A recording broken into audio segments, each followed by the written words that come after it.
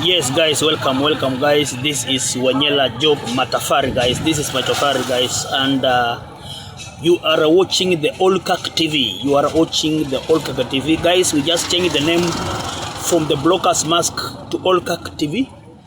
We just changed the name of our TV from the Blockers Mask TV to Olkak TV. And guys, this morning guys, I just want to react and speak something concerning the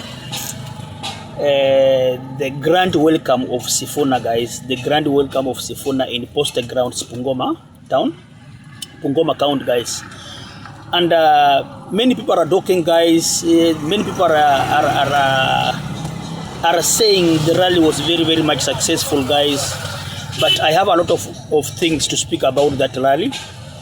To begin with guys, number one, if you can be able to compare this rally and the rally that Eugene Wamalwa did on the late 2012 towards 2013 guys in Post Ground, you will realize that the theme of the rally was the same. Both Eugene Wamalwa and Sifuna were having a grand reception or a grand welcome, ready to launch their presidential bid. And I can also still take you back to 2001 when Honorable Kijana Wamalwa also came back there to launch his presidential bid guys against Moi.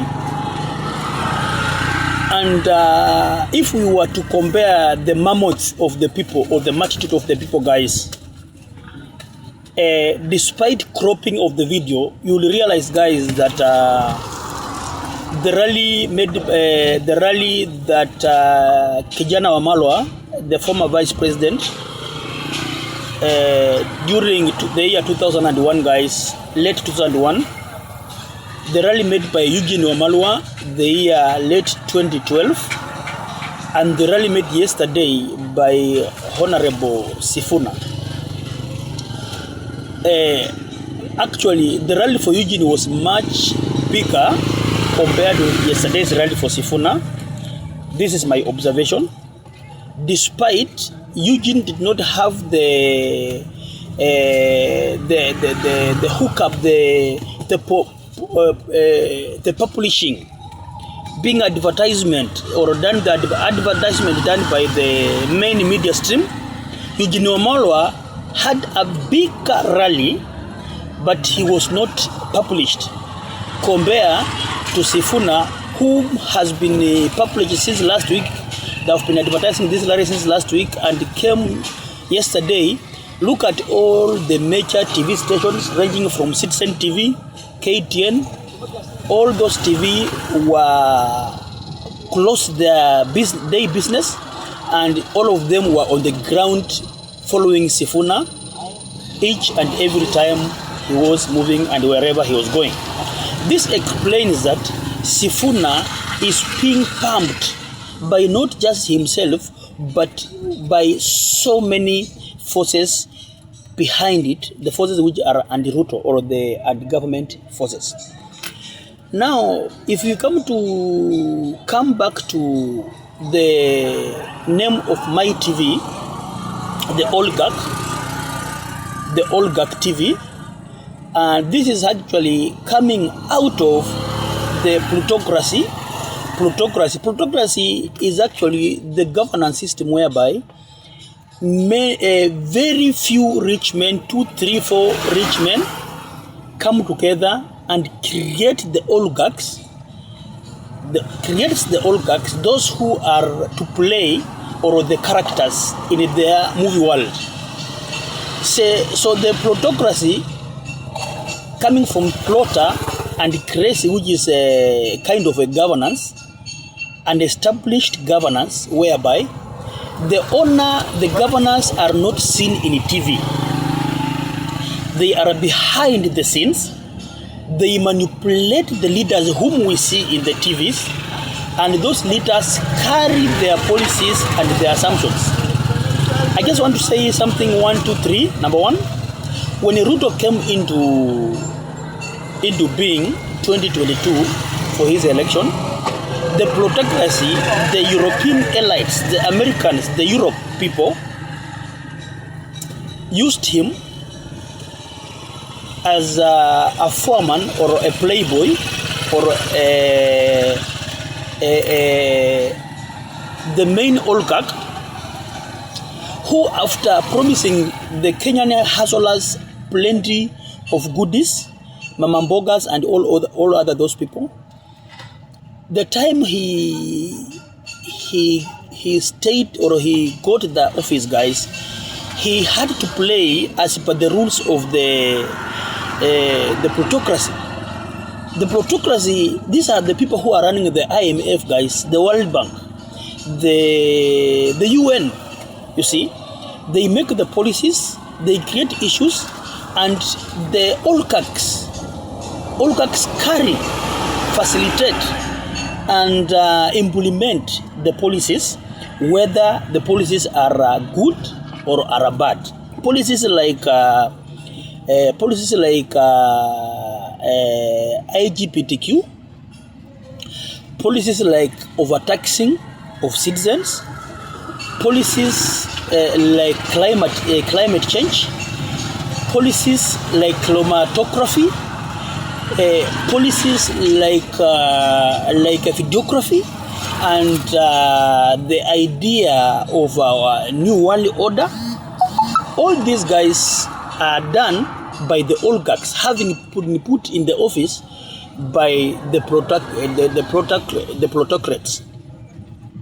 Now, Ruto doing the bit of the IMF and the World Bank and America, plus the Britons, Kenyans have risen against him, even though having delivered 70% of his agenda and his promises. Kenyans are against his neck just because of one main thing, and the thing is too much tax. We call it over taxation. So when we look at the likes of Sifuna coming in the office, guys, you realize that Sifuna is also an oligarch being used by the plutocrats. Sifuna is not a man of his own. Sifuna is being driven by Uhuru Kenyatta. These are the plutocrats in Kenya. Uhuru Kenyatta and Ruto are just one and of the different name. Same policies of the UN, same policies of the Americans, same policies of the Britons, and the same issues. If you look at the governance system of Ruto and the governance system of the Americans and the governance system of Uhuru Kenyatta, these are just the same. And this explains why they used too much force to make sure that Raila could not have gotten the power, because Raila spoke the language of the people. Raila, the late Raila, Honorable Raila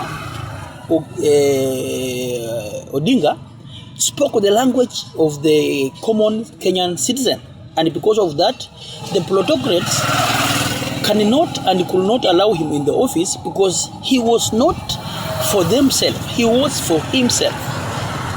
Sifuna coming in, wanting to ride on the wave that most citizens are against Ruto, is just being presented by the same people who presented Ruto. Uhuru Kenyatta facilitated Ruto. Those who know what I'm saying. Same people, same Uhuru Kenyatta is coming to facilitate Sifuna. What happened is that they will always give you two of the same people, but branded differently. Thief A and Thief B are the same thieves, stealing for the same person who is America, or probably the UN, or probably the plutocrats, and all of them having different uniforms. They present the same agenda, although they cannot tell you. Over taxation, climate change, over reliance on GMO foods, implementation of these big hotels that are running plastic foods. You know, these Kenchik companies, these Madonna group and companies, these different ideas of medicine and different ideas of medicine. They don't promote herbalism. You know, a lot of bad things, guys.